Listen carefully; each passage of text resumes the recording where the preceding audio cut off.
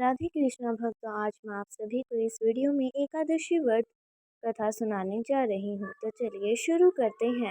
राज युधिष्ठिर कहते हैं, भगवान कार्तिक कृष्ण पक्ष के एकादशी का क्या नाम है, इसकी विधि क्या है, इसके कारण से क्या फल मिलता है, सो आप विस्तार पूर्वक बताएंगे। भगवान श्री कृष्ण बोले कि कार्तिक कृष्ण पक्ष की एकादशी का नाम रमा है। यह बड़े बड़े पापों का नाश करने वाली है। इसका महात्म्य मैं तुमसे कहता हूँ, ध्यान पूर्वक सुनो। हे राजन, प्राचीन काल में मुचुकुंद नाम का एक राजा था। उसके इंद्र के साथ मित्रता थी और साथ ही यम, कुबेर, वरुण और विभीषण भी उसके मित्र थे। यह राजा बड़ा धर्मात्मा, विष्णु भक्त और न्याय के साथ राज करता था। उस राजा की एक कन्या थी जिसका नाम चंद्रभागा था। उस कन्या का विवाह चंद्रसेन के पुत्र शोभन के साथ हुआ था। एक समय वह शोभन ससुराल आया। उन्हीं दिनों जल्दी ही पुण्यदायिनी एकादशी रमा भी आने वाली थी।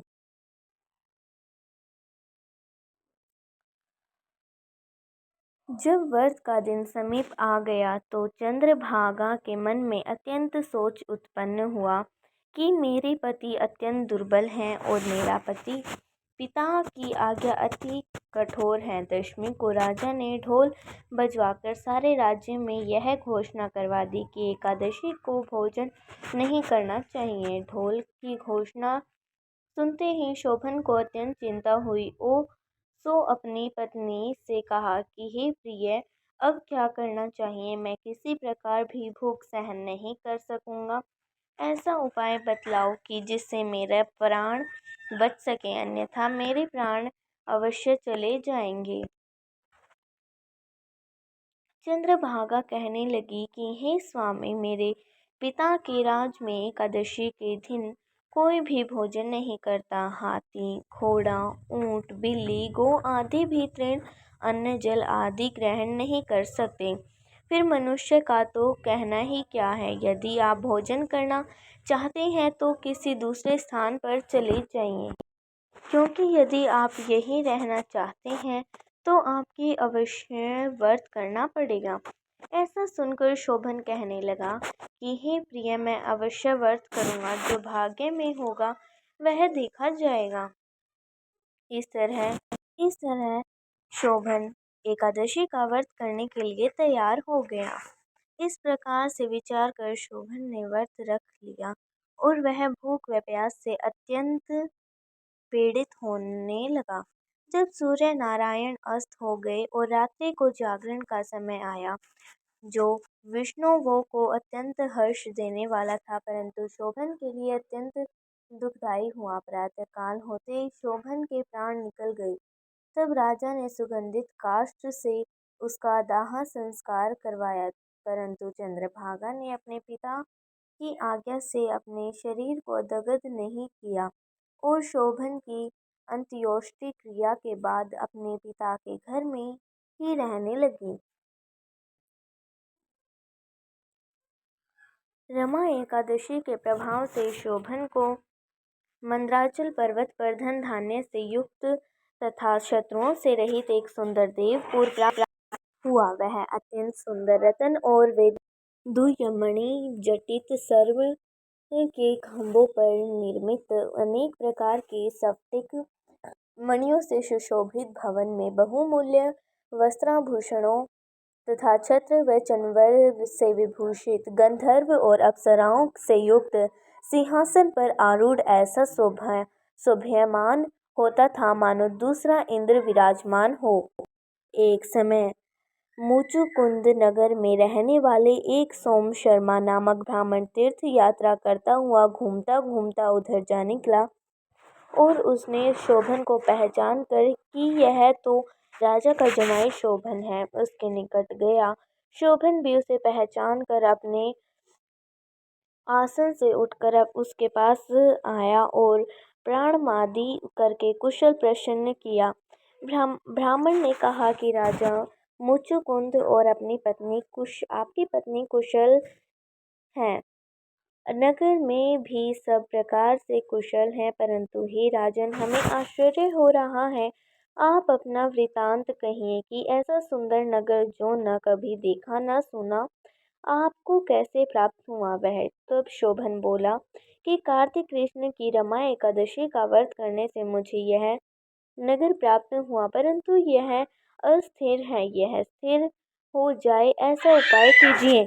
ब्राह्मण कहने लगा कि हे राजन, यह स्थिर क्यों नहीं है और कैसे स्थिर हो सकता है, आप बताइए, फिर मैं अवश्यमेव वह उपाय करूँगा। मेरी इस बात को आप मिथ्या न समझिए। शोभन ने कहा कि मैंने इस व्रत को श्रद्धा रहित होकर किया है, अतः यह सब कुछ अस्थिर है। यदि आप मुचुकुंद के कन्या चंद्रभागा को यह सब वृतांत कहें तो यह स्थिर हो सकता है।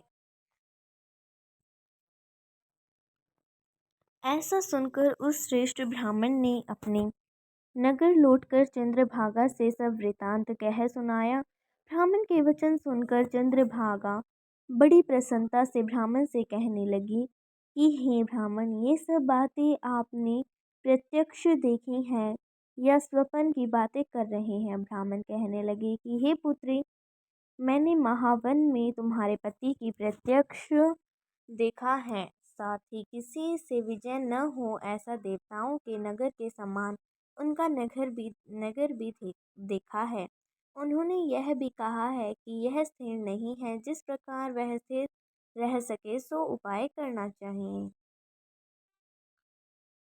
चंद्रभागा कहने लगी, हे विप्र, तुम मुझे वहाँ ले चलो। मुझे पति देव के दर्शन की तीव्र लालसा है। मैं अपने किए हुए पुण्य से उस नगर को स्थिर बना दूंगी। आप ऐसा कार्य कीजिए जिसने उनका हमारा संयोग हो, क्योंकि वियोगी को मिला देना महान पुण्य है। सोम शर्मा यह बात सुनकर चंद्रभागा को लेकर मंदराचल पर्वत के समीप वामदेव ऋषि के आश्रम पर गया। वामदेव जी ने सारी बात सुनकर वेद मंत्रों के उच्चारण से चंद्रभागा का अभिषेक कर दिया। तब ऋषि के मंत्र के प्रभाव और एकादशी के व्रत से चंद्रभागा का शरीर दिव्य हो गया। वह दिव्य गति को प्राप्त हुई।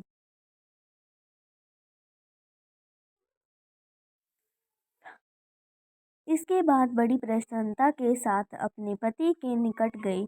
अपने प्रिय पत्नी को आते देखकर शोभन अति प्रसन्न हुआ और उसे बुलाकर अपनी बाईं तरफ बिठा लिया। चंद्रभागा कहने लगी कि हे प्राणनाथ, आप मेरे पुण्य को ग्रहण कीजिए।